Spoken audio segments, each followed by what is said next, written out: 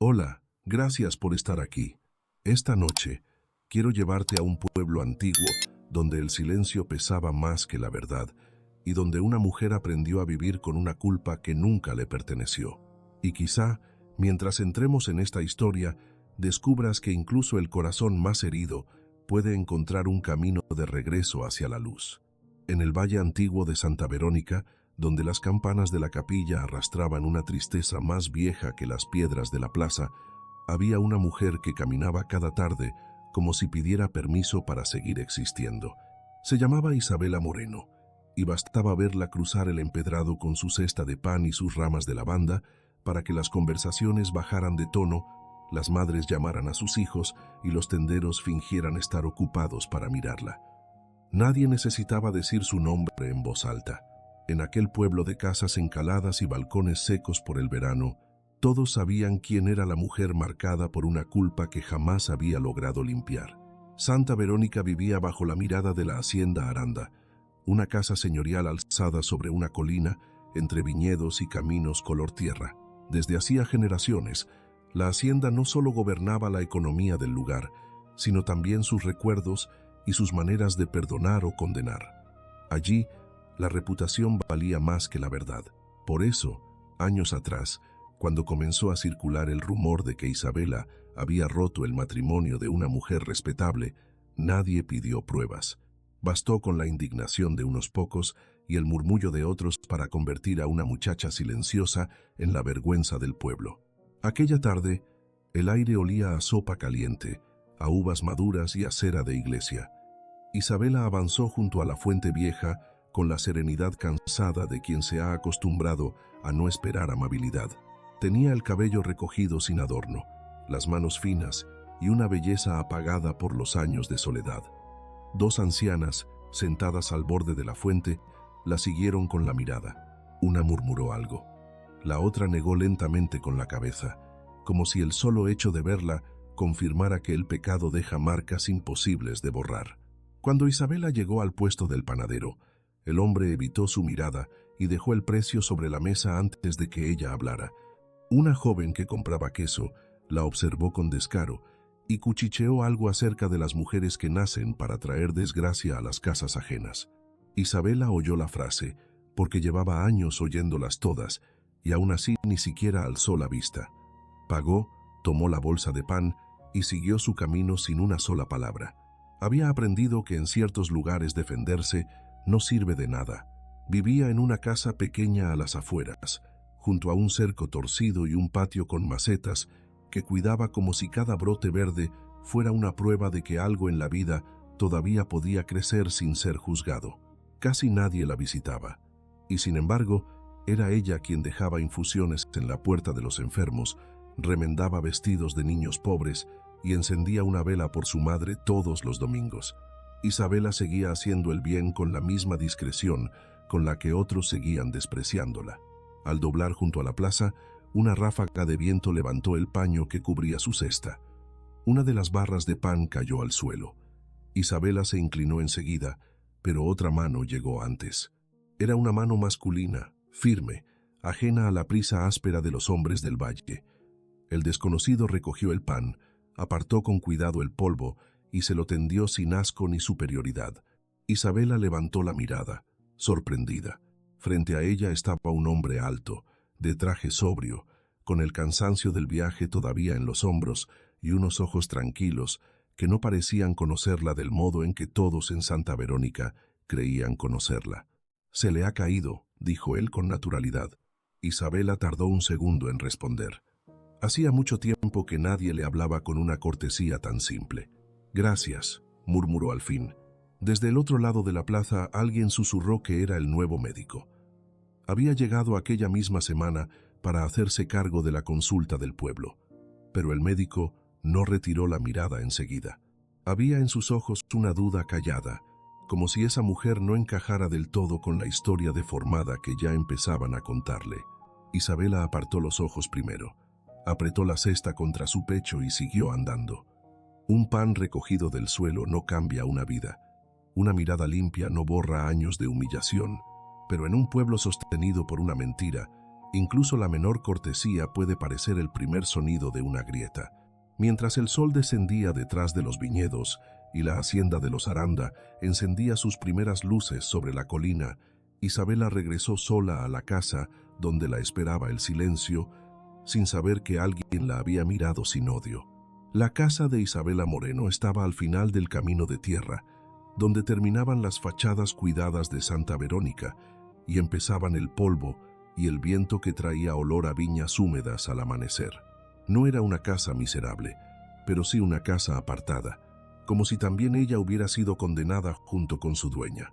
Tenía paredes encaladas, un techo de tejas antiguas, una mesa pequeña junto a la ventana y un patio en el que sobrevivían algunas macetas de romero, albahaca y jazmín.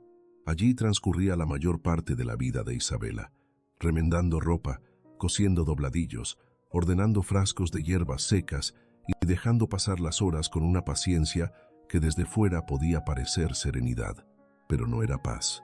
Era el cansancio de alguien que llevaba demasiados años viviendo como si no tuviera derecho a desear nada.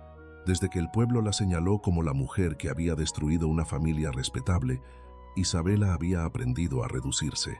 Hablaba poco, evitaba las fiestas, no se acercaba a la plaza más de lo necesario y jamás cruzaba la mirada con quienes todavía la juzgaban por una historia que nadie se había molestado en comprobar. Con el tiempo, su silencio dejó de ser solo prudencia. Se convirtió en una forma de defensa. Porque cuando una mujer intenta explicarse y nadie quiere escucharla, termina comprendiendo que sus palabras no son un puente, sino otro motivo para que la humillen. Aún así, había una parte de su rutina que el pueblo prefería no mirar. Muy temprano, antes de que la plaza despertara, ella dejaba infusiones medicinales en la puerta de una viuda que sufría dolores en las manos. A veces cosía sin cobrar para los hijos del herrero, aunque la esposa del herrero jamás le dirigía un saludo cuando se cruzaban en misa. También ayudaba a una anciana ciega a ordenar sus velas y a limpiar el polvo del pequeño altar de su casa. Isabela no lo hacía para que la perdonaran. Hacía mucho que no esperaba perdón. Lo hacía porque, si dejaba morir también la ternura, entonces el pueblo habría ganado por completo. Su madre le había enseñado eso mucho antes de morir. «No dejes que el desprecio te cambie el corazón», le decía cuando todavía eran dos mujeres tratando de sobrevivir a la vergüenza ajena. Pero su madre ya no estaba, y conservar intacto el corazón era cada vez más difícil.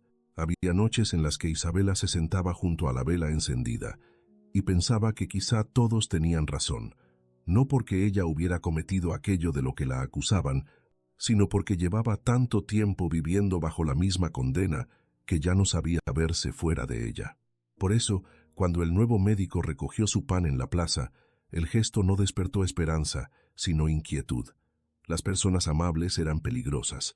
Podían abrir una puerta que después volvía a cerrarse con más crueldad. Isabela lo entendía mejor que nadie.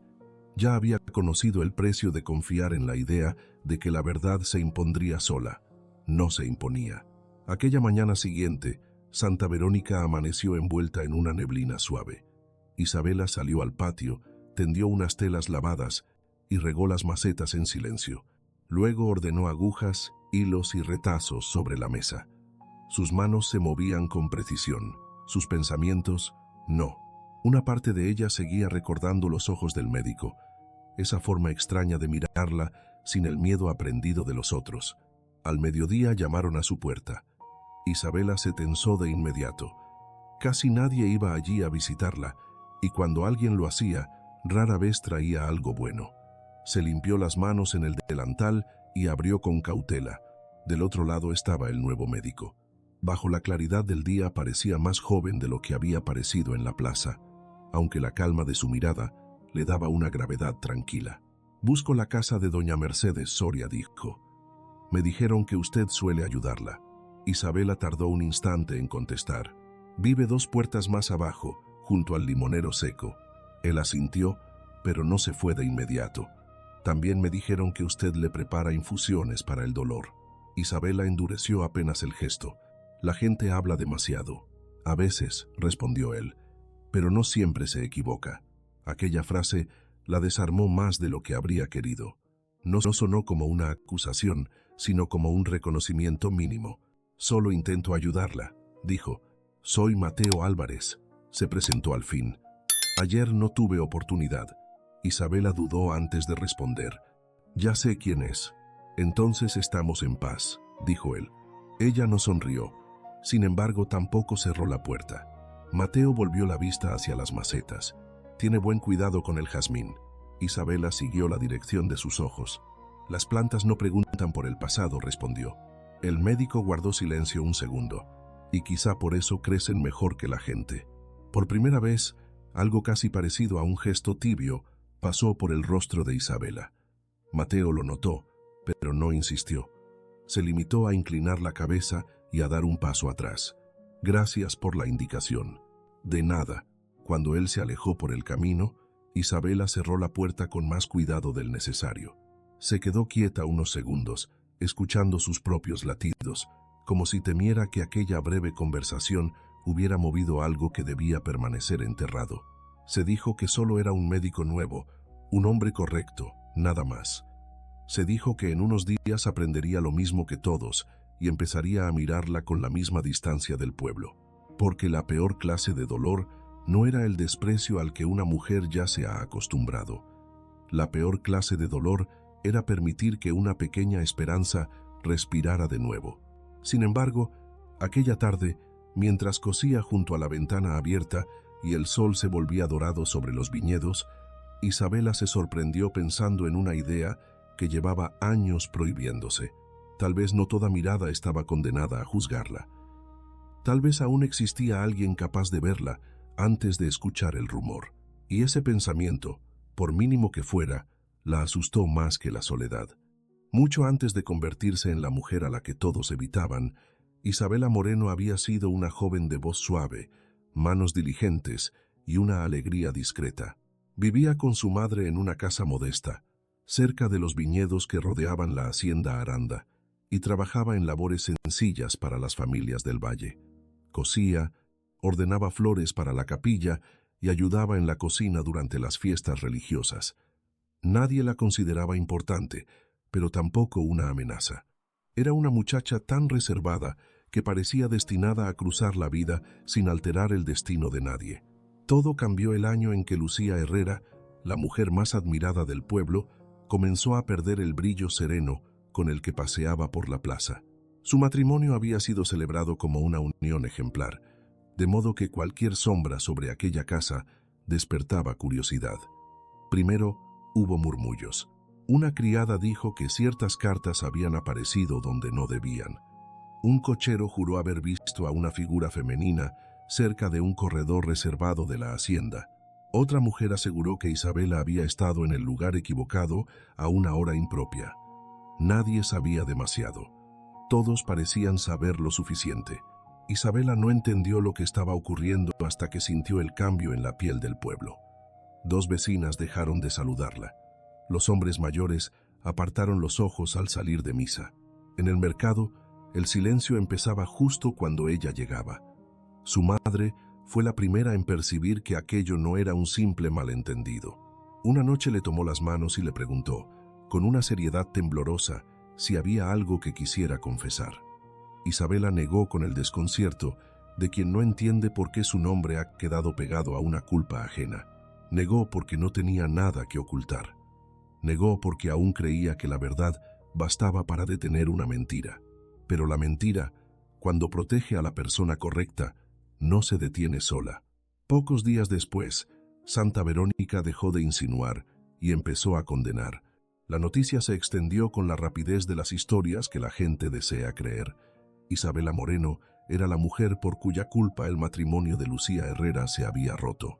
Nadie explicaba nada con precisión, y quizá por eso la acusación resultaba más poderosa. El vacío se llenó con imaginación, y la imaginación de un pueblo orgulloso puede ser más cruel que cualquier prueba. Algunas mujeres se santiguaban al verla, otras la llamaban vergüenza cuando creían que ya no podía oírlas. Isabela caminaba entre todos con el rostro ardiendo y la sensación de que el suelo se había vuelto inseguro bajo sus pies.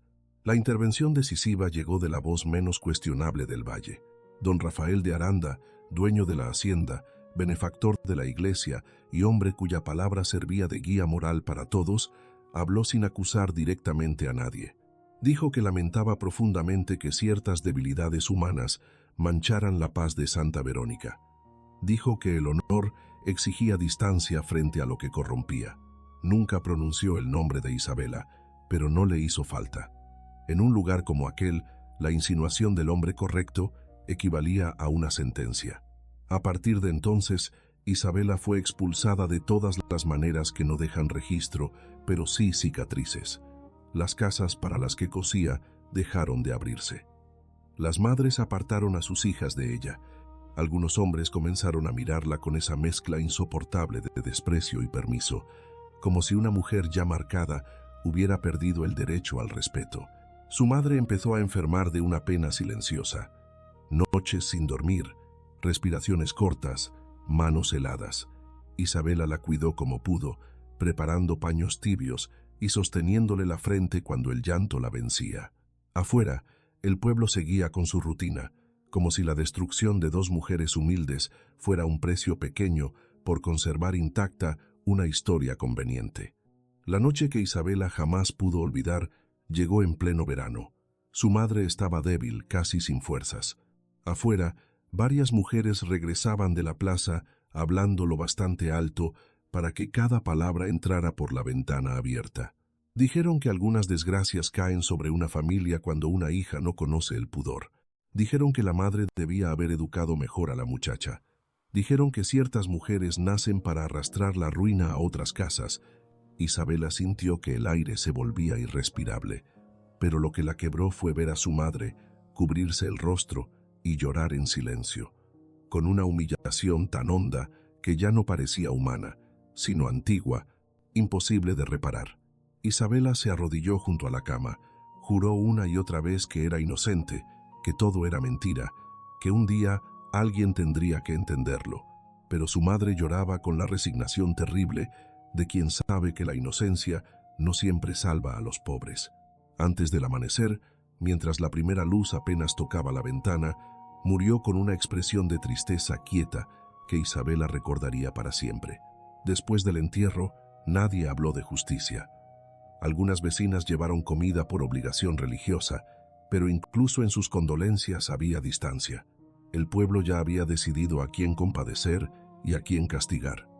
Esa noche, sentada en el umbral de la casa vacía, Isabela comprendió que su nombre había sido enterrado antes que el cuerpo de su madre, y se hizo una promesa tan dura como el hierro. No volvería a implorar que la creyeran, no entregaría su corazón a nadie y no permitiría que la esperanza la humillara otra vez. Desde entonces dejó de discutir, de explicar y hasta de llorar en público. Aprendió a sobrevivir sin esperar defensa de nadie, porque entendió que en Santa Verónica la verdad no pesaba tanto como el apellido de quien la pronunciaba. Así murió la muchacha que había sido, y nació la mujer silenciosa que años después seguiría cruzando la plaza con la cabeza baja, cargando una culpa que jamás le perteneció.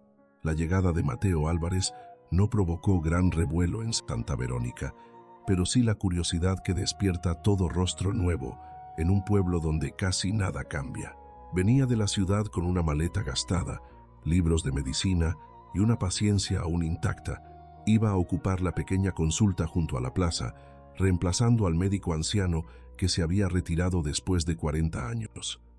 Para la mayoría, Mateo era simplemente el doctor nuevo. Para unos pocos, era también un hombre que aún no pertenecía a la red invisible de lealtades y prejuicios que sostenía la vida del pueblo. En sus primeros días, recorrió calles empedradas, visitó casas frescas de muros gruesos y entendió pronto que Santa Verónica estaba construida tanto sobre la memoria como sobre el miedo al escándalo. Allí cada apellido abría o cerraba puertas y cada silencio parecía guardar algo. Mateo observaba mucho y hablaba poco. Sabía que los pueblos pequeños entregan la verdad de forma torcida. El nombre de Isabela Moreno llegó a él antes que la mujer. Una anciana lo mencionó con lástima. Un comerciante le aconsejó guardar distancia si quería conservar el respeto del valle. Mateo no preguntó demasiado, pero aquella acumulación de advertencias le produjo desconfianza.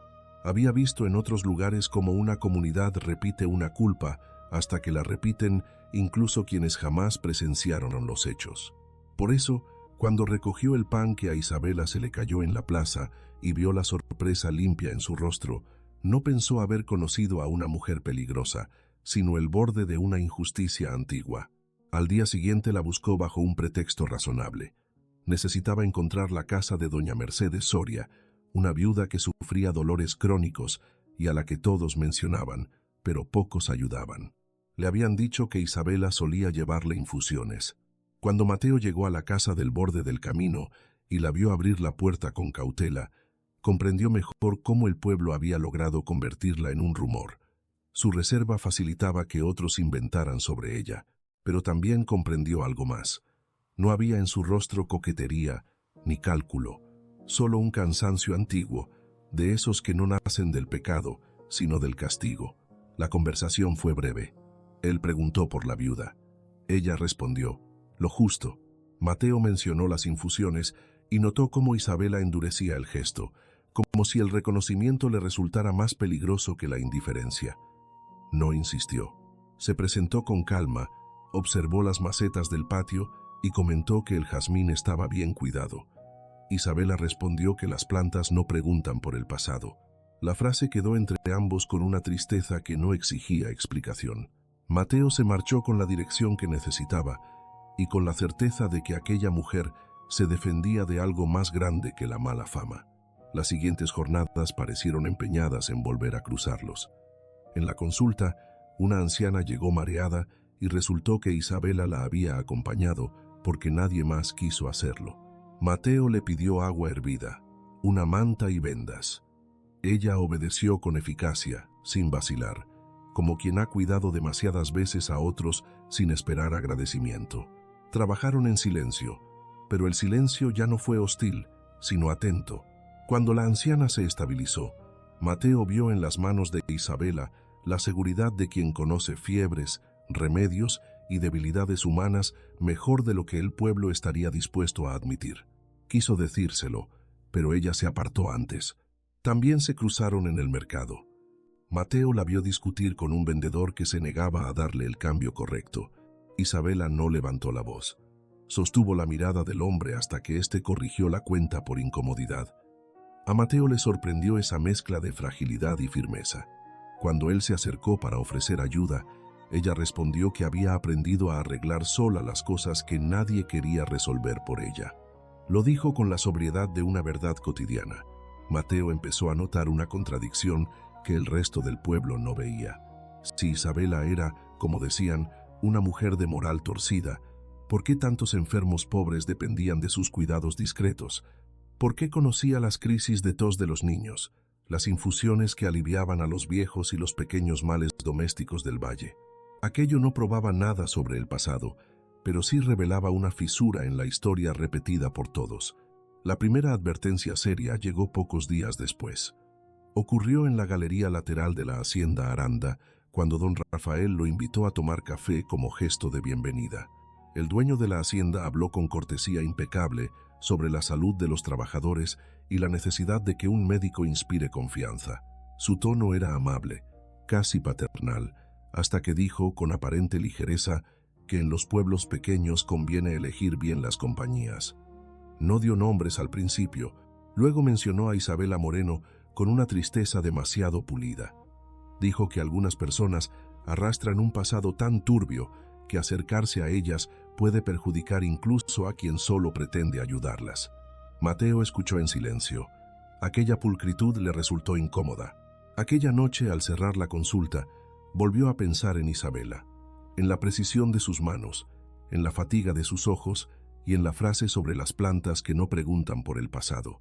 Sintió con claridad que si aceptaba sin más la versión del pueblo, terminaría pareciéndose a todos los demás.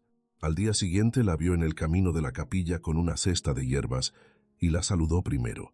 Isabela se detuvo, sorprendida. Nadie que quisiera conservar buena reputación daba ese tipo de pasos en público. Mateo le preguntó si iba a visitar a alguien enfermo.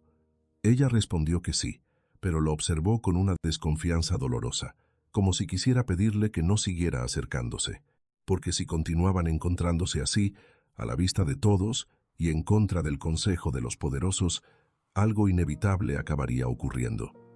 Uno de los dos tendría que decidir si el miedo pesa más que la verdad. Después de aquella conversación en el camino de la capilla, Isabela intentó evitar a Mateo con una disciplina casi dolorosa. Cambió la hora en que iba al mercado, dejó de pasar por la plaza al atardecer y procuró hacer sus encargos antes de que el pueblo despertara por completo. Sabía muy bien que, en Santa Verónica, la cercanía entre dos personas nunca permanecía en el terreno de lo simple. Todo terminaba siendo observado, comentado y deformado. Y si había algo que Isabela no podía permitirse, era arrastrar a otro ser humano hacia el mismo pozo donde ella llevaba tantos años enterrada sin tumba. Pero algunos encuentros no necesitan permiso para repetirse. Mateo seguía visitando a los enfermos del valle, y varias veces acabó encontrando en sus casas pequeños rastros del paso de Isabela. Una infusión tibia junto a una cama, mantas dobladas con cuidado, frascos etiquetados con letra fina, flores frescas en un vaso humilde. Poco a poco, empezó a comprender que la bondad de aquella mujer no era una casualidad ni un gesto aislado, sino la estructura secreta de su vida. El pueblo la despreciaba a plena luz del día, pero en la intimidad de sus dolencias se beneficiaba de su mano silenciosa. Una mañana la encontró en casa de doña Mercedes, acomodando almohadas y midiendo con la vista el color pálido del rostro de la anciana. Mateo se acercó, revisó la fiebre y comprobó que todo estaba bajo control. Cuando la anciana se quedó dormida, ambos salieron al patio sin saber muy bien qué decirse. El aire olía a hojas húmedas y pan recién horneado. Mateo comentó que doña Mercedes habría empeorado sin la ayuda de ella. Isabela respondió que en los pueblos siempre hay alguien que cuida lo que los demás prefieren no ver. No sonó amarga, sonó cansada. Desde ese día hablaron un poco más cada vez que coincidían. A veces era apenas un intercambio breve junto a la fuente, otras una conversación corta al pie de la escalera de la capilla. Mateo preguntaba por remedios caseros, por los nombres de ciertas plantas, por las costumbres del valle. Isabela respondía con cautela al principio, como si estuviera entrando en un lugar donde no confiaba en el suelo. Él no la apuraba. Esa paciencia, más que cualquier palabra amable, empezó a debilitar las defensas que ella había levantado a lo largo de los años. Una tarde, mientras el cielo se teñía de un oro opaco sobre los viñedos, Mateo la vio sentada en un muro bajo, remendando la camisa de un niño. El pequeño jugaba cerca con una rama convertida en espada. Cuando terminó de coser, Isabela dobló la prenda con una delicadeza casi maternal y se la entregó. El niño sonrió antes de correr hacia su casa, pero su madre, al verlo, tomó la camisa sin dar las gracias y metió al pequeño adentro con apuro. Mateo observó la escena desde la distancia. No había crueldad abierta. Había algo peor, la costumbre de recibir el bien y devolver desprecio. Isabela fingió no notarlo, aunque el gesto se le endureció apenas un instante. Mateo se acercó despacio. Le dijo que el niño parecía contento. Ella respondió que los niños todavía no saben odiar por obediencia. Aquella frase se quedó con él durante horas. Otro día coincidieron en el pequeño cementerio, donde el viento movía con suavidad las flores secas de algunas tumbas. Isabela llevaba un ramo sencillo para su madre. Mateo no había sabido hasta entonces dónde descansaba la mujer. Se ofreció a ayudarla a limpiar un poco la lápida, pero ella negó con la cabeza. Luego, como arrepentida de su brusquedad, dijo en voz baja que había cosas que una aprende a hacer sola, no por orgullo, sino para no deberle nada a nadie. Mateo comprendió que la soledad también puede volverse una forma de dignidad. No insistió. Se quedó a unos pasos, en silencio, hasta que ella terminó. Fue la primera vez que compartieron un silencio que no dolía. La cercanía entre ambos seguía siendo discreta, pero empezaba a cambiar la respiración interior de Isabela. Hacía años que nadie le preguntaba cómo estaba sin segundas intenciones. Hacía años que ninguna conversación le parecía un refugio breve en lugar de una amenaza. A veces, cuando volvía a casa después de verlo, se reprochaba la ligereza inesperada que le nacía en el pecho. Se decía que Mateo era nuevo, que aún no entendía las reglas del pueblo, que tarde o temprano escucharía las historias suficientes para alejarse. Sin embargo, otra parte de ella, una parte pequeña, obstinada y peligrosa, empezaba a desear que eso no ocurriera. Mateo, por su lado, ya no podía sostener la versión simple que el pueblo le había entregado. Cuanto más observaba a Isabela, más evidente le parecía que había algo profundamente injusto en su condena, no solo por su conducta presente, sino por la manera en que cargaba el rechazo, no con insolencia, como alguien acostumbrado a mentir, sino con la resignación de quien fue vencida hace mucho por una fuerza demasiado grande para enfrentarla. Esa diferencia importaba, y él empezaba a sentirse incómodamente cerca de una pregunta que Santa Verónica prefería no hacerse. Fue entonces cuando don Rafael volvió a intervenir. Ocurrió durante una pequeña reunión en la hacienda, organizada para presentar al nuevo médico ante algunas familias del valle. Había vino ligero, conversación contenida y esa solemnidad rural que intenta parecer elegante. Mateo conversaba con un capataz cuando vio entrar a Isabela por el corredor lateral con una cesta de flores para la capilla privada de la casa. Debía de haber ido por encargo, seguramente en uno de esos trabajos discretos que nadie reconocía en público. La conversación alrededor se enfrió apenas unos grados. Don Rafael avanzó hacia ella con cortesía impecable, recibió la cesta y le agradeció con una sonrisa tan correcta que resultaba ofensiva. Cuando Isabela se retiró, él se volvió hacia Mateo y, sin perder la compostura, dijo en voz suficientemente baja para parecer confidencial y suficientemente clara para cumplir su propósito. Hay personas cuya presencia trae consigo viejas desgracias, doctor. Conviene no confundir compasión con ceguera. Mateo sostuvo su mirada más tiempo de lo habitual. No respondió de inmediato. Por primera vez, la amabilidad del dueño de la hacienda le pareció una superficie demasiado pulida, como un espejo que oculta una grieta. Esa noche pensó en la frase durante largo rato y comprendió que ya no solo quería entender a Isabela.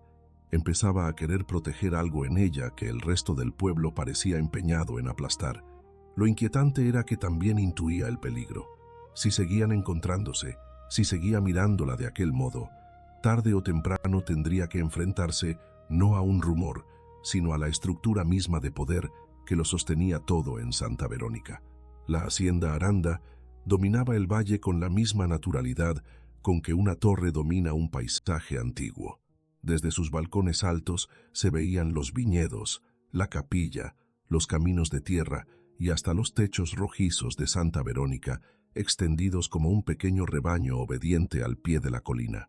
Quienes habían nacido allí decían que la hacienda siempre había estado presente en cada momento importante del pueblo, en las malas cosechas, en las fiestas patronales, en los entierros, en las bodas y en los favores que más tarde se recordaban como deuda moral. Don Rafael de Aranda no necesitaba levantar la voz para ser obedecido. Su influencia se había vuelto tan antigua y tan habitual que la mayoría la confundía con el orden natural de las cosas. Mateo empezó a percibirlo con más claridad a medida que recorría las casas del valle. En una mujer elogiaba la generosidad del señor Aranda por haber pagado años atrás la medicina de un hijo enfermo. En otra, un hombre recordaba con gratitud que la hacienda había perdonado cierta deuda después de una helada devastadora. Nadie hablaba mal de don Rafael, no porque todos lo amaran, sino porque su bondad pública estaba demasiado bien construida como para dejar espacio a la sospecha.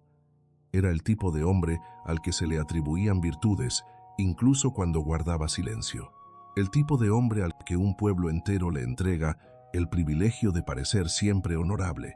Por eso, cuanto más se acercaba Mateo a Isabela, más evidente se volvía la tensión alrededor. No era abierta, nadie lo enfrentaba directamente, pero las advertencias comenzaban a rodearlo, como esas corrientes de aire frío que se cuelan por una ventana cerrada. Una costurera le comentó que la compasión mal puesta puede arruinar una carrera. El sacristán, al salir de misa, le recordó que la reputación de un médico es tan delicada como la confianza de sus pacientes. Incluso una anciana a la que Mateo acababa de atender Le apretó la muñeca con ternura y le dijo que tuviera cuidado con las mujeres cuyo pasado no descansa. Todas las frases parecían distintas, pero conducían al mismo lugar: apartarse de Isabela. Lo que más incomodaba a Mateo no era el contenido de aquellas advertencias, sino el tono. Hablaban como si protegieran algo valioso, como si el rechazo a una persona fuera un acto de prudencia moral y no una forma ordenada de crueldad. Y sin embargo, cuanto más escuchaba al pueblo, menos encajaba Isabela con la imagen que pretendían imponerle. Había en ella demasiada gravedad, demasiado autocontrol, demasiada tristeza antigua para la caricatura de una mujer ligera o manipuladora. Una culpa falsa, pensó Mateo, puede dejar sobre el cuerpo heridas más visibles que la culpa verdadera. Isabela también sentía cambiar el aire a su alrededor. Lo notaba en las pausas demasiado largas cuando entraba en una tienda, en ciertas miradas que se deslizaban luego hacia Mateo, en la forma en que algunas mujeres empezaban a vigilar sus movimientos con curiosidad venenosa. La sola posibilidad de que el nuevo médico la tratara con respeto bastaba para inquietar al pueblo. Aquello confirmaba algo que ella sabía desde hacía años: en Santa Verónica no bastaba con castigar a una mujer. Era necesario asegurarse de que siguiera sola. Una tarde, Mateo fue invitado nuevamente a la hacienda. Don Rafael lo recibió en la Galería Norte, donde el sol de otoño caía sobre columnas claras y sobre retratos familiares que parecían observar cada conversación. Le ofreció café, habló de las necesidades médicas de los trabajadores y elogió el compromiso del joven doctor.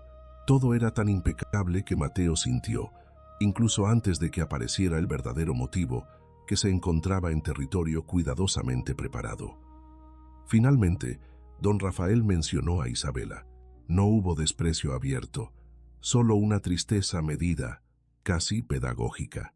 Dijo que algunas personas, por errores de juventud o por debilidades del carácter, terminan apartándose ellas mismas de la estima común. Dijo que él siempre lamentaba esos destinos, pero que remover ciertas historias solo reabría heridas en familias respetables. Mateo escuchó sin interrumpir. Cuanto más hablaba el dueño de la hacienda, más le impresionaba la perfección de su equilibrio. La frase justa para parecer compasivo, la pausa exacta para insinuar culpa, el gesto amable que convertía una advertencia en consejo. Hay verdades que hacen bien y verdades que solo destruyen, dijo por último don Rafael. En los pueblos pequeños conviene aprender la diferencia. Mateo sostuvo la taza entre las manos y respondió con calma: a veces también hay mentiras que parecen orden y solo son miedo. Don Rafael sonrió, pero sus ojos no cambiaron. Aquella breve fricción quedó flotando entre los dos como una señal silenciosa. Mateo salió de la hacienda con la certeza de que acababa de tocar una superficie delicada. No tenía pruebas de nada, solo intuiciones, contradicciones y la sensación creciente de que el pasado de Isabela estaba protegido por una arquitectura de silencios demasiado perfecta para ser inocente. Poco después, apareció otro detalle que no logró quitarse de la cabeza. Mientras revisaba viejos registros de la consulta, buscando antecedentes de ciertas fiebres estacionales del valle, encontró una anotación de años atrás relacionada con la enfermedad grave de la madre de Isabela. Las fechas le llamaron la atención. Según el registro, durante varias semanas ella había necesitado cuidados constantes, casi diarios. Mateo lo leyó 2 veces. Aquello coincidía de manera inquietante con el período en que, según el pueblo, Isabela había estado ocupada arruinando una casa ajena con citas secretas y maniobras vergonzosas. No demostraba toda la verdad, pero habría una grieta real, concreta, silenciosa. Esa noche, mientras la campana de la capilla marcaba las horas y el viento traía desde la colina el olor húmedo de las parras, Mateo comprendió que ya no se encontraba frente a una simple historia triste. Estaba frente a algo peor, una versión oficial demasiado cómoda para todos, sostenida durante años por personas que quizá habían necesitado una culpable más de lo que habían necesitado justicia. Y si eso era cierto, seguir acercándose a Isabela no solo pondría en riesgo su propia reputación, también podría desenterrar algo que Santa Verónica llevaba demasiado tiempo obligándose a no mirar. Lo más inquietante era que, por primera vez, esa posibilidad ya no le parecía una razón para alejarse, sino una razón para seguir. Durante varios días, Mateo llevó aquella anotación médica doblada dentro de su libreta, como si temiera que, al dejarla lejos de sí, también pudiera perder la claridad que le había provocado. No era una prueba definitiva, pero sí algo mucho más valioso en un lugar como Santa Verónica, una contradicción concreta. Según los recuerdos repetidos por el pueblo, Isabela había sido vista entrando y saliendo de lugares impropios, alimentando el escándalo que terminó destruyendo el matrimonio de Lucía Herrera. Sin embargo, el registro de la antigua consulta mostraba que, durante ese mismo periodo, la madre de Isabela había estado gravemente enferma y había necesitado cuidados constantes. Mateo conocía bien lo que eso significaba. Una hija pobre, sola y sin ayuda, no podía ausentarse durante horas, ni mucho menos llevar una vida secreta con la libertad maliciosa que el pueblo le atribuía. La historia empezaba a resquebrajarse justo por donde más segura parecía. Al principio no supo qué hacer con aquel hallazgo. Una parte de él deseaba hablar de inmediato con Isabela. Otra parte entendía que ofrecer esperanza sin sostenerla podía ser una nueva forma de crueldad. Aún así, la inquietud pudo más. La encontró una tarde junto al borde del camino, recogiendo unas ramas secas arrastradas por el viento cerca de la cerca de su casa. El cielo estaba cubierto y las viñas parecían más oscuras que de costumbre. Isabela lo vio acercarse y, por la expresión de su rostro, adivinó enseguida que no se trataba de una visita casual. Mateo no alargó el preámbulo. Sacó la hoja, le explicó de dónde la había tomado y le dijo con calma que las fechas no coincidían con lo que Santa Verónica llevaba años afirmando sobre ella. Isabela escuchó sin moverse. Al principio no reaccionó, como si las palabras golpearan una pared demasiado endurecida para permitir la entrada de algo nuevo. Luego bajó la vista hacia el papel y la respiración se le volvió irregular. No era alivio lo que se dibujaba en su rostro, era miedo. Un miedo antiguo, casi infantil, de esos que nacen cuando una persona ha esperado tanto una justicia que ya no sabe vivir en su posibilidad. Eso no cambiará nada, dijo al fin, pero su voz no sonó convencida, sonó cansada, quebrada por dentro. Mateo respondió que quizá no lo cambiara todo de una vez, pero sí demostraba que alguien había mentido, o al menos que el pueblo había preferido no hacer preguntas. Isabela cerró los dedos sobre el borde del papel con una delicadeza desesperada, como si temiera romper no la hoja, sino el instante mismo. Durante un largo segundo, Mateo vio en sus ojos algo que no había visto nunca. No resignación, sino la forma incierta de una esperanza que regresa demasiado tarde. Y entonces ella lloró. No fue un llanto ruidoso, fue peor. Apenas unas lágrimas silenciosas que parecían salirle desde un lugar donde llevaba años viviendo sola la humillación. Mateo no intentó tocarla. Se quedó quieto, acompañando el dolor sin invadirlo. Isabela se cubrió la boca con la mano, avergonzada de llorar frente a él, y negó varias veces con la cabeza, como si quisiera expulsar de sí la idea peligrosa de que aún podía ser salvada. Cuando por fin logró hablar, lo hizo con una honestidad tan desnuda que a Mateo se le hizo difícil sostener la calma. No sé qué hacer con esto, confesó. Pasé tanto tiempo diciéndome que nadie iba a creerme que ahora me asusta más esto que el desprecio. Mateo comprendió entonces que la condena de Isabela no solo le había quitado el lugar en el pueblo, también le había deformado la capacidad de confiar en el bien. Quien vive demasiado tiempo dentro de una injusticia termina sintiendo temor incluso ante la posibilidad de salir de ella. Aquella conversación habría sido suficiente para cambiar el pulso interior de ambos, pero Santa Verónica no concedía treguas tan fácilmente. Ese mismo fin de semana se celebró la fiesta menor de la vendimia, una reunión sencilla en la plaza con música, mesas largas y vino nuevo. Isabela no tenía intención de ir, pero una vecina anciana le pidió que llevara unas costuras terminadas a su nieta antes del anochecer. Fue por obligación y con la promesa de marcharse enseguida. Mateo estaba allí atendiendo a un niño que se había torcido el tobillo. La vio llegar y apenas alcanzó a saludarla con la mirada. Bastó eso para que la tensión cambiara de forma. Un comentario se deslizó entre dos mujeres, luego otro. Más tarde, cuando Isabela entregaba el paquete, una voz masculina dijo demasiado alto que algunas personas siempre encuentran la manera de volver donde no las quieren. Las risas no fueron abiertas, pero sí suficientes. Isabela se quedó inmóvil unos segundos, con el paquete vacío entre las manos. Había conocido escenas parecidas toda su vida, y aún así cada una era distinta, porque nunca terminaban de doler menos. Lo peor no era la burla, lo peor era la facilidad con la que el pueblo se unía alrededor de una herida ajena. Mateo dejó al niño al cuidado de su madre y se acercó. Nadie esperaba que hablara, mucho menos que lo hiciera en defensa de Isabela, pero su voz salió clara, serena y lo bastante firme para romper la corriente del desprecio.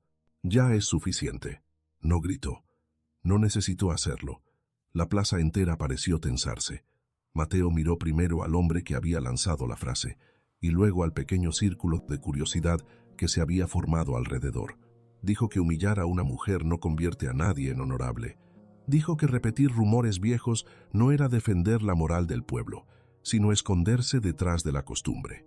No mencionó aún el registro médico, ni las fechas, ni la grieta que había encontrado, pero dejó claro algo más radical, que no aceptaba la versión automática de los demás. Isabela sintió que el suelo volvía a moverse bajo sus pies. Durante años había soportado sola cada humillación. Ver a alguien ponerse de su lado en público no la alivió de inmediato. La expuso a una emoción todavía más peligrosa. Por un instante quiso huir. Por otro, quiso quedarse en aquel gesto como si fuera una puerta abierta después de demasiado tiempo. Las dos fuerzas tiraban de ella al mismo tiempo. La música se apagó.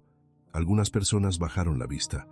Otras miraron hacia la hacienda, como si incluso desde lejos necesitaran confirmar cuál debía ser la interpretación correcta del momento.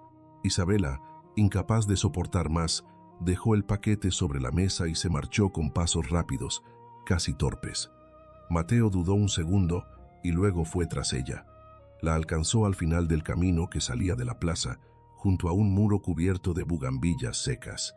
Isabela estaba de espaldas. No lloraba, pero sus hombros tensos parecían sostener un peso insoportable. Cuando él pronunció su nombre, ella giró con el rostro pálido y le dijo algo que no había dicho antes con tanta claridad. No debió hacerlo. Mateo respondió que sí debía hacerlo. «No entiende», dijo ella. «Aquí nadie perdona a quien contradice lo que todos aceptaron. Entonces quizá ya es hora de que alguien lo haga». Isabela lo miró como se mira a una persona que avanza hacia un incendio sin comprender todavía la fuerza del humo. Y fue en ese instante, en medio del miedo, de la vergüenza y de la pequeña verdad recién encontrada, cuando ambos comprendieron que ya no se trataba solo del pasado. Si seguían adelante, podían perderlo todo.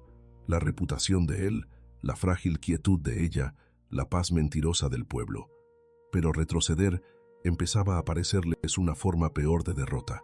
Esa noche, mientras Santa Verónica fingía volver a la normalidad después del escándalo discreto de la plaza, Mateo tomó una decisión silenciosa.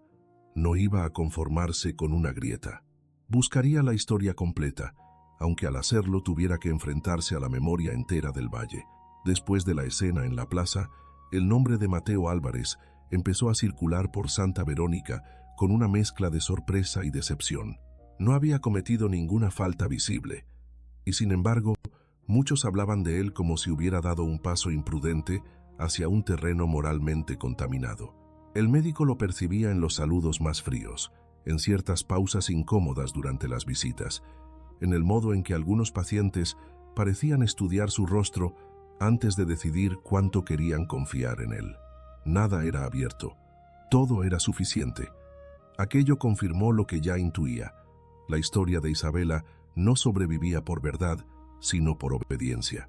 Fue entonces cuando apareció un nuevo hilo. Doña Mercedes, la anciana viuda a la que Isabela ayudaba con frecuencia, mencionó sin intención aparente a una mujer vieja que había servido durante años en la hacienda Aranda y que conocía más secretos de los que el pueblo sospechaba. Se llamaba Doña Teresa.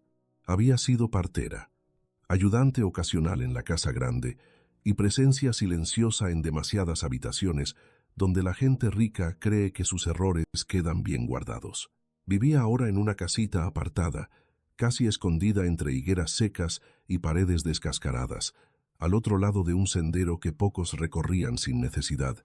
Mateo llevó la información a Isabela con la cautela de quien toca una herida aún abierta. Al escuchar el nombre de doña Teresa, algo cambió en la expresión de ella. No exactamente reconocimiento, sino la intuición de estar ante una puerta vieja que nunca se había atrevido a abrir. Aceptó acompañarlo, aunque dejó claro que no esperaba nada. Decía no esperar nada, pero caminaba con el pulso de quien teme demasiado encontrar algo verdadero. La casa de doña Teresa era pequeña, fresca y sombría, con un olor persistente a cera vieja, alcanfor y hojas secas.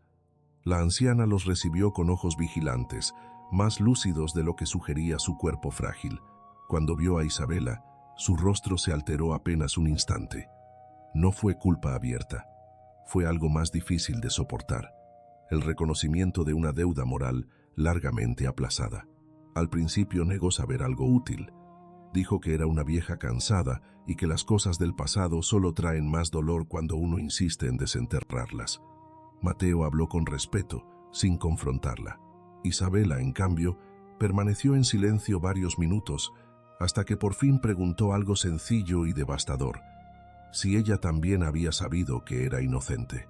Doña Teresa no contestó enseguida. La habitación se llenó con el sonido de una olla que hervía en el cuarto de atrás y con el crujido del viento contra la ventana. Cuando la anciana habló, lo hizo con una voz más baja que antes. En este pueblo, saber no siempre ha sido lo mismo que poder decir. Aquella frase no bastó. Isabela siguió mirándola con una quietud dolorosa que obligaba a continuar. Doña Teresa se sentó despacio y comenzó a desenredar el pasado como quien toca un tejido podrido por muchos años de humedad. Contó que, en la época del escándalo, la armonía del matrimonio de Lucía Herrera ya estaba rota antes de que el pueblo empezara a murmurar.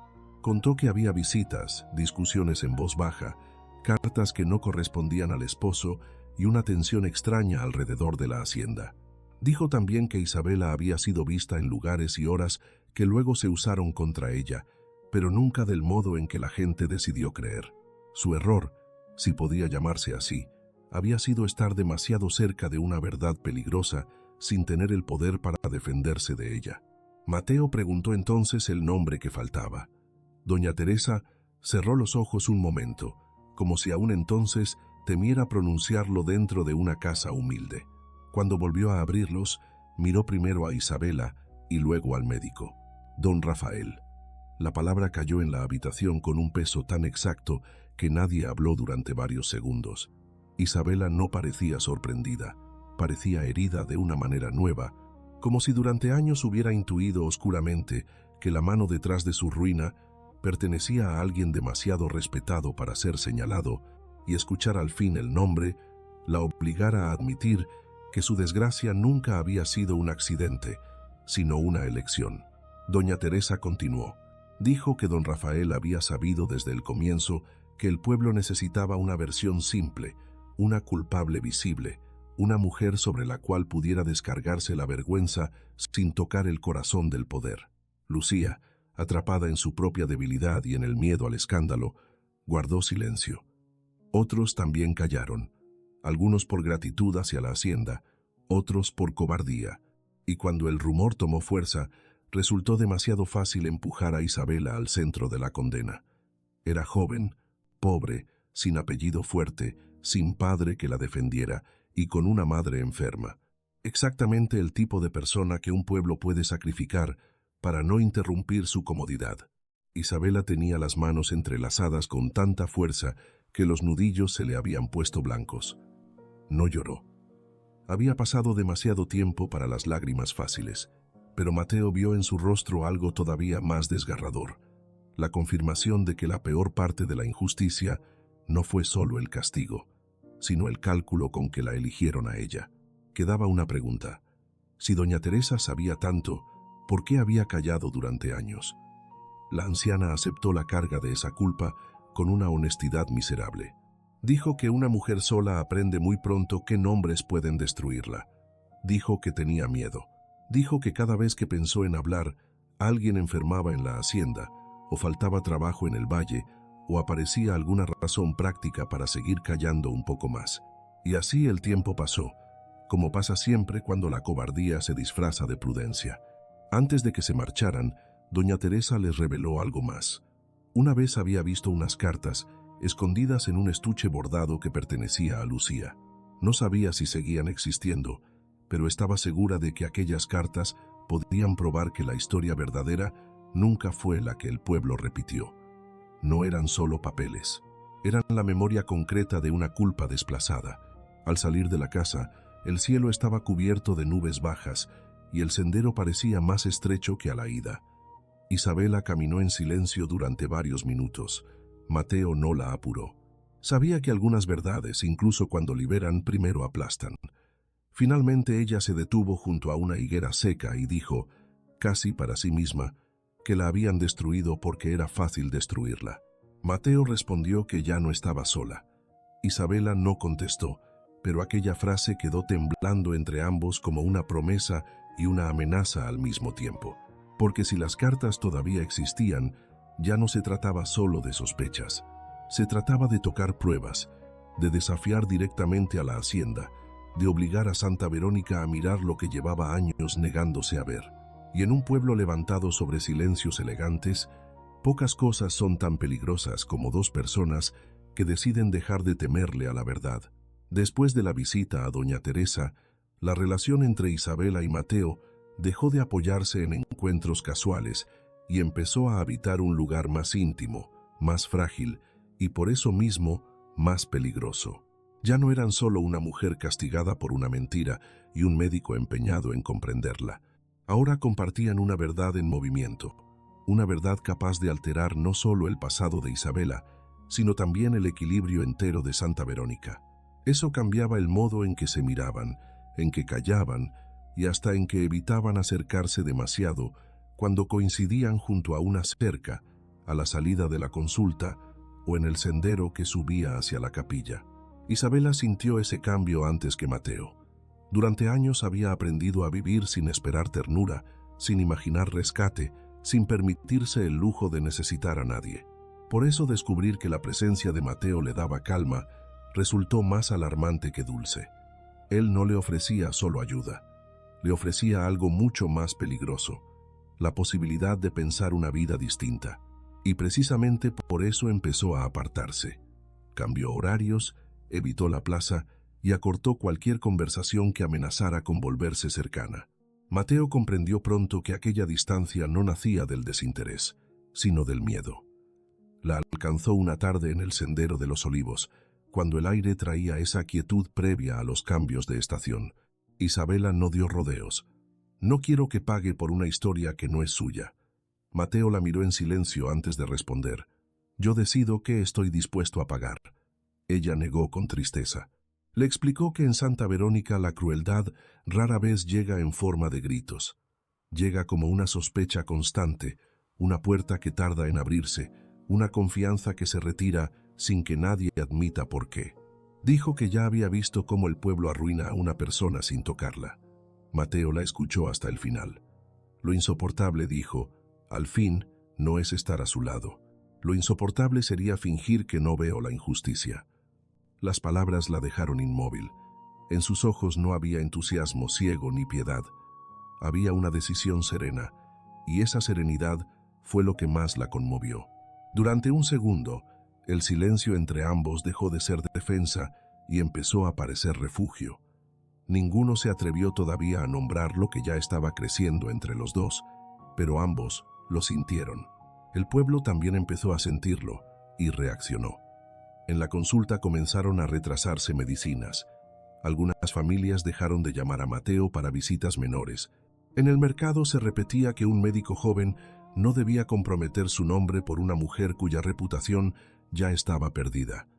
Nadie lo decía de frente. No era necesario. Santa Verónica sabía castigar con elegancia. Don Rafael hizo lo suyo.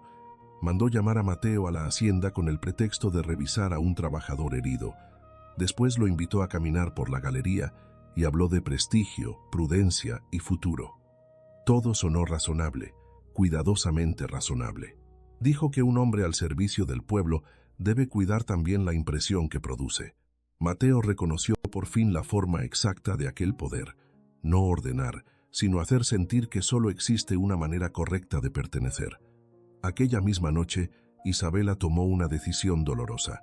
Preparó una pequeña maleta con ropa sencilla, las cartas de su madre, algunos ahorros y un rosario gastado. No soñaba con empezar de nuevo en otro lugar. Solo quería marcharse antes de que Mateo quedara atrapado en la misma red que había destruido su vida. Irse la partía por dentro, pero quedarse empezaba a parecerle egoísmo. Antes del amanecer salió al patio. El cielo apenas clareaba sobre las viñas cuando oyó pasos junto a la cerca. Era Lucía Herrera. Llegó sola, envuelta en un chal oscuro, con el rostro tenso de quien ha vivido demasiado tiempo al lado de una verdad vergonzosa. Sin saludos innecesarios, puso en manos de Isabela un pequeño paquete envuelto en un pañuelo antiguo. Le costó hablar, pero terminó diciendo lo esencial. Había callado demasiado. No esperaba perdón. Dentro del paquete había cartas y un medallón, pruebas de una relación clandestina con don Rafael y de la maniobra con que él había desviado la culpa hacia Isabela para salvar su nombre.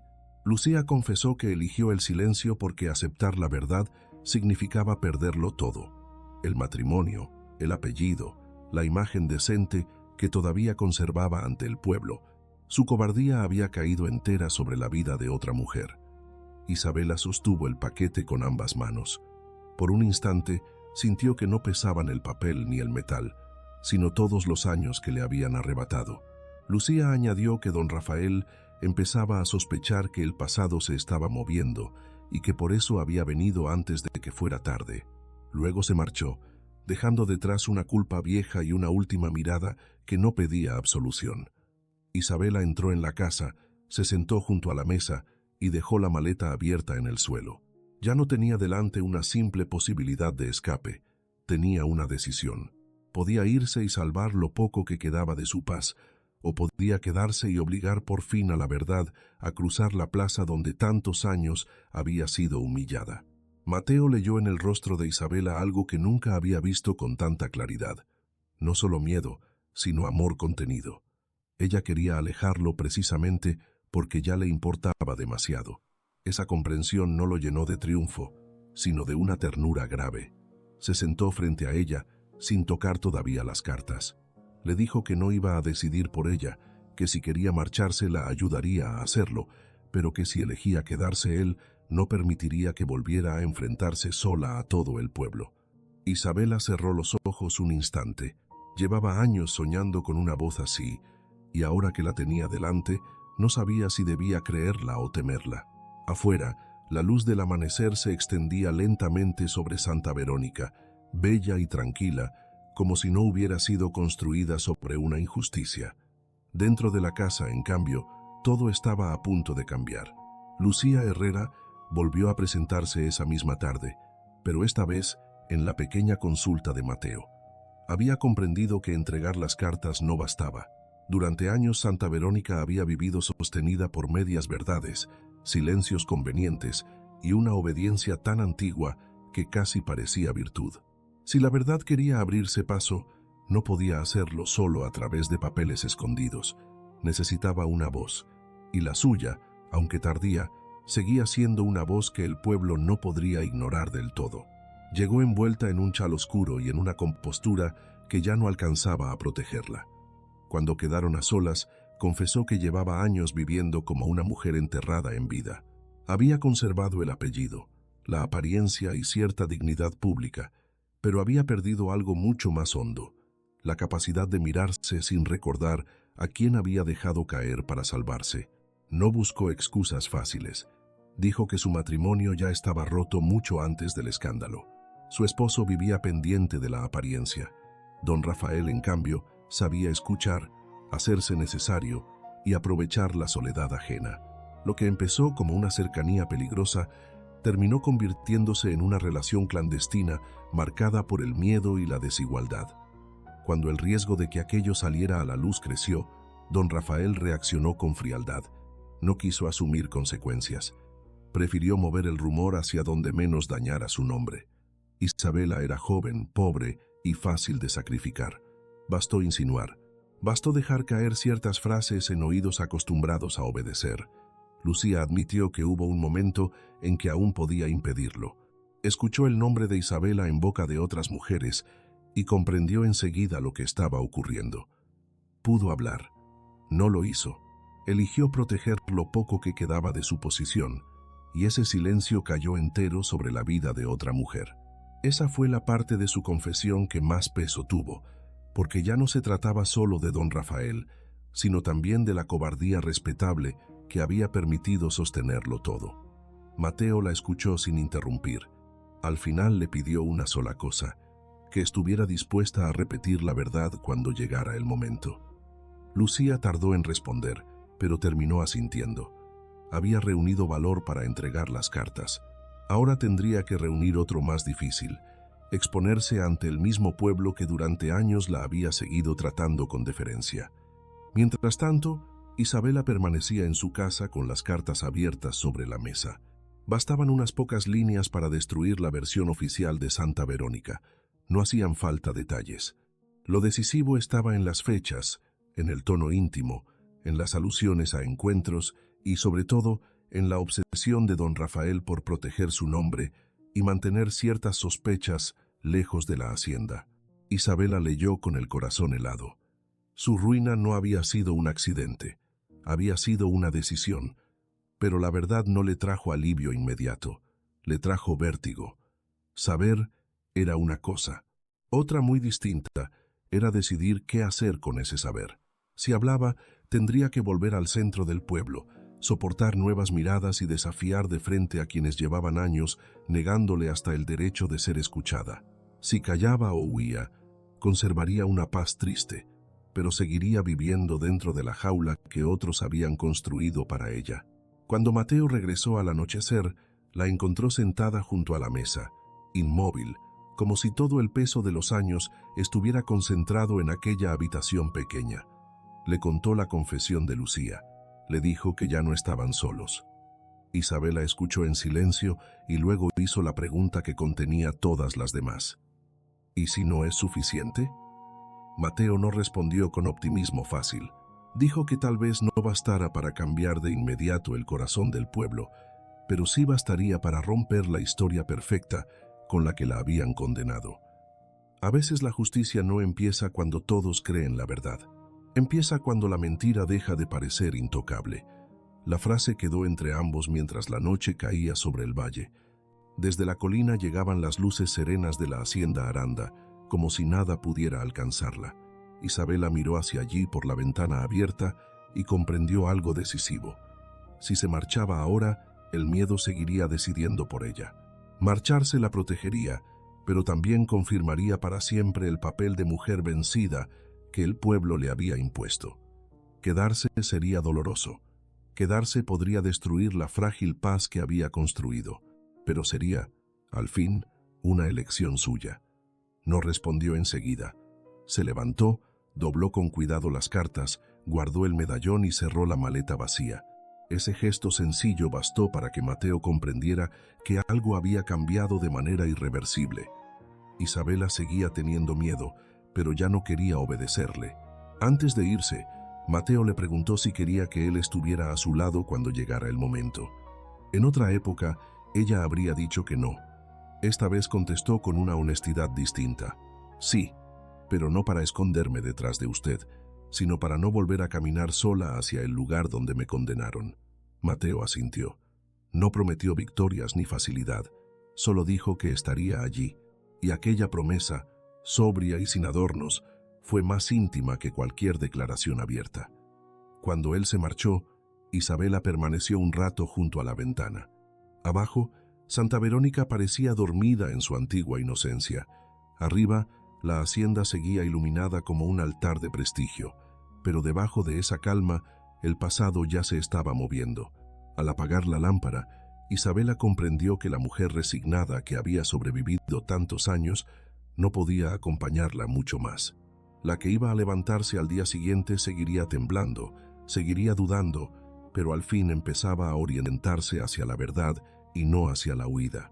La mañana en que Isabela volvió a la plaza para hablar, Santa Verónica amaneció con un silencio extraño, como si el aire mismo presintiera que algo iba a romperse. No llegó sola. A su lado caminaba Mateo, sobrio, atento, sin adelantarse ni cubrirla, tal como ella le había pedido. Detrás de ellos venía Lucía Herrera con el rostro pálido, y un poco más atrás doña Teresa, doblada por los años y por una culpa que ya no podía seguir cargando en secreto. La noticia de que algo importante iba a ocurrir corrió con rapidez. Los comerciantes salieron a sus puertas, las mujeres abandonaron por unos minutos sus patios, el sacristán se quedó inmóvil junto a la fuente y hasta algunos trabajadores de la hacienda bajaron la vista con inquietud. Nadie entendía del todo, pero todos sentían que aquella mañana no se parecía a ninguna otra. Don Rafael apareció también, con la serenidad elegante que lo había protegido toda la vida. Bajó desde la hacienda como quien acude a restablecer el orden de una confusión menor. Su sola presencia bastó para que varios en la plaza recuperaran la seguridad de siempre. Isabela lo vio y sintió el viejo temblor subirle por el pecho. Durante años, todo el poder de ese hombre había consistido en lograr que la gente confundiera su calma con inocencia. Durante años, ella había bajado la cabeza antes de que él tuviera que levantar la voz. Esta vez fue distinto. Mateo no dijo nada. No era su lugar abrir la herida. Lucía fue la primera en hablar. Su voz salió débil al principio, pero creció a medida que avanzaba. Dijo que durante mucho tiempo había permitido una mentira por miedo, por vergüenza y por cobardía. Dijo que el escándalo que destruyó la vida de Isabela no nació de ella, sino de una relación clandestina que el pueblo nunca se atrevió a imaginar en el lugar correcto. Algunas personas murmuraron, otras se quedaron inmóviles, negándose por dentro a entender. Entonces Lucía pronunció el nombre de don Rafael. Fue como arrojar una piedra al centro de un vidrio enorme.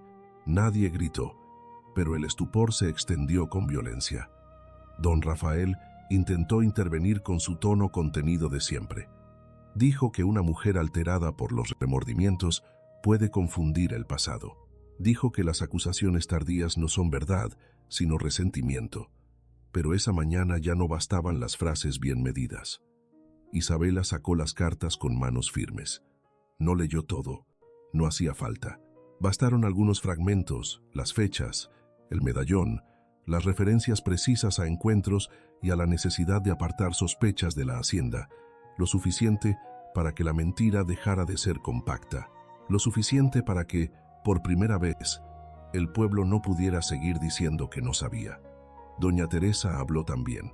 Confesó haber callado por miedo. Dijo que vio cómo se empujaba a una muchacha pobre al centro de la vergüenza para salvar a quien tenía apellido, tierras y prestigio. Su voz tembló, pero no retrocedió. Lo decisivo, sin embargo, no fue solo la suma de testimonios. Fue la manera en que Isabela se quedó de pie en medio de todos, sin esconderse, sin pedir perdón, sin suplicar fe. Cuando por fin habló, su voz no salió alta, pero sí limpia. Dijo que no había vuelto a la plaza para mendigar compasión. Dijo que no podía recuperar a su madre, ni los años en que vivió marcada, ni todo lo que el miedo del pueblo le había arrancado, pero que ya no estaba dispuesta a seguir llevando una culpa ajena para proteger la comodidad de quienes habían preferido castigar a la mujer equivocada. Cada palabra cayó con una fuerza tranquila que nadie esperaba de ella. Don Rafael intentó acercarse al terreno de la autoridad moral, pero algo esencial ya se había roto. La gente empezó a mirarlo no como al hombre respetable de siempre, sino como a alguien posible de juzgar. Ese cambio, mínimo y brutal, fue el verdadero derrumbe. No hubo violencia, hubo algo más definitivo, la pérdida pública de la inocencia fingida. Algunos bajaron la cabeza, otros miraron a Isabela con una vergüenza tardía. Lucía lloraba en silencio. Mateo observó a Isabela y comprendió que el momento más grande no era la caída de don Rafael, sino el hecho de que ella hubiera elegido el amor a la verdad por encima del refugio del miedo. Aquel fue el punto más alto de su historia, no porque el dolor desapareciera, sino porque por fin dejó de gobernarla. La verdad no transformó Santa Verónica en un solo día, pero cambió su respiración. Durante las semanas que siguieron, el pueblo vivió una vergüenza silenciosa. Nadie sabía bien cómo reparar tantos años de desprecio, y quizá por eso los primeros cambios fueron pequeños. Un saludo en la plaza, una puerta que ya no se cerraba al verla pasar, una vecina que dejó pan en su ventana sin firma, una anciana que le pidió perdón con lágrimas viejas. No todos cambiaron. Algunos siguieron aferrados al orgullo y a la costumbre, porque admitir la inocencia de Isabela implicaba aceptar la propia crueldad. Pero el hechizo de unanimidad se había roto. Eso bastaba para empezar. Don Rafael se recluyó en la hacienda, cada vez más vacía de la autoridad que antes parecía natural. Lucía eligió una vida discreta, dedicada a reparar cuanto pudo con actos concretos, sabiendo que ciertas culpas no se borran, solo se cargan de otro modo. Doña Teresa volvió a caminar por el pueblo con la humildad cansada de quien habló demasiado tarde, pero habló. Isabela, en cambio, empezó a descubrir una sensación desconocida, la de habitar su propio nombre sin agachar la cabeza. No se convirtió de pronto en una mujer expansiva ni libre de tristeza. Algunas heridas no se cierran por completo, pero dejó de vivir como una condenada. Volvió a plantar jazmín en el patio, abrió las ventanas más temprano, aceptó encargos sin esconderse y, sobre todo, dejó de sentir que toda bondad debía pagarse con desconfianza. Mateo permaneció a su lado con la misma sobriedad que había tenido desde el principio. No apresuró promesas grandes, ni pidió recompensas emocionales por haberla creído. Su amor se volvió visible en lo cotidiano: reparar una cerca, acompañarla al mercado, sentarse con ella al atardecer sin necesidad de llenar el silencio. Fue precisamente esa forma serena de quedarse lo que permitió a Isabela acercarse sin miedo. Una tarde, mientras la luz dorada caía sobre las viñas y el viento movía apenas las cortinas de la casa, ella le confesó que durante años creyó que su vida había terminado antes de empezar. Mateo respondió que a veces la vida no termina, solo espera a que uno encuentre el valor de volver a abrir la puerta correcta. Meses después, la casa de Isabela ya no parecía una casa apartada del mundo. Seguía siendo modesta, pero estaba más viva. El patio florecido, la mesa compartida, la risa de algunos niños que ahora sí se detenían a hablar con ella, el olor de hierbas secándose al sol. El símbolo de su cambio no fue grandioso, fue sencillo y por eso más verdadero. Una puerta que antes vivía casi siempre cerrada, empezó a quedar abierta durante el día. La gente entraba a dejar trabajo, a pedir consejo, a devolver una cortesía. Santa Verónica no se convirtió en un lugar perfecto, pero aprendió algo que le costó demasiado tiempo. Una comunidad que necesita destruir a un inocente para proteger a sus ídolos está enferma en lo más profundo. La noche en que volvió a sonar la campana de la capilla durante la fiesta de la cosecha siguiente, Isabela cruzó la plaza sin bajar la vista. No lo hizo con orgullo agresivo, sino con una calma nueva, más limpia. A su lado caminaba Mateo. Nadie se apartó, nadie susurró, y aunque el pasado no desapareció, dejó de ser la voz principal de su destino. Isabela comprendió entonces que la justicia no siempre devuelve lo perdido, pero sí puede devolver algo igualmente precioso: el derecho de una persona a nombrarse de nuevo sin vergüenza.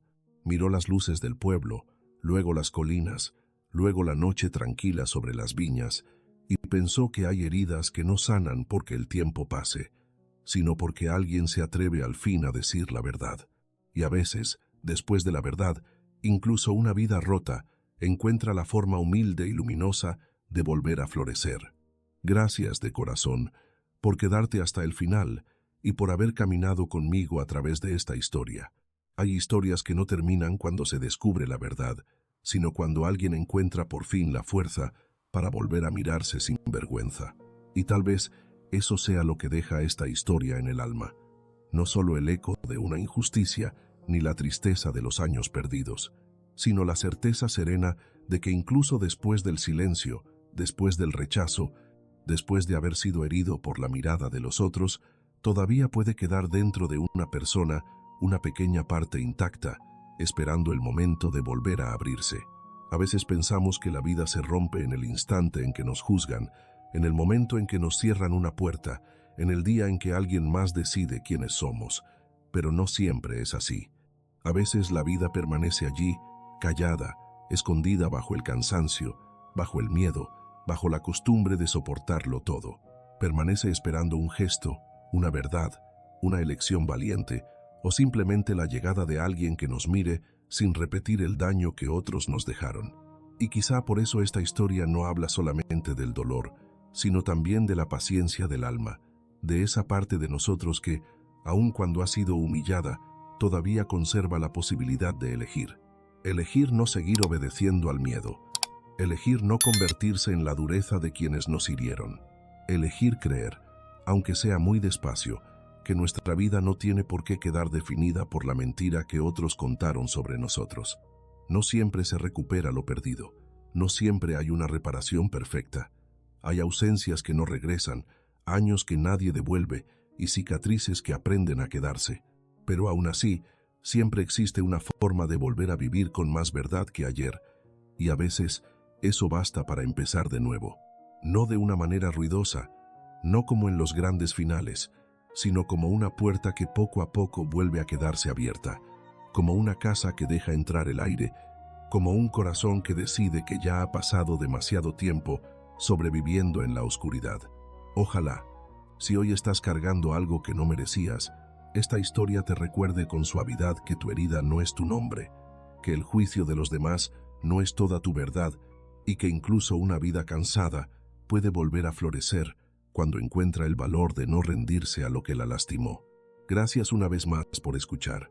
Y quizá, al final, la esperanza no sea otra cosa que esto: seguir caminando, aún despacio, hasta que un día la luz vuelva a reconocernos.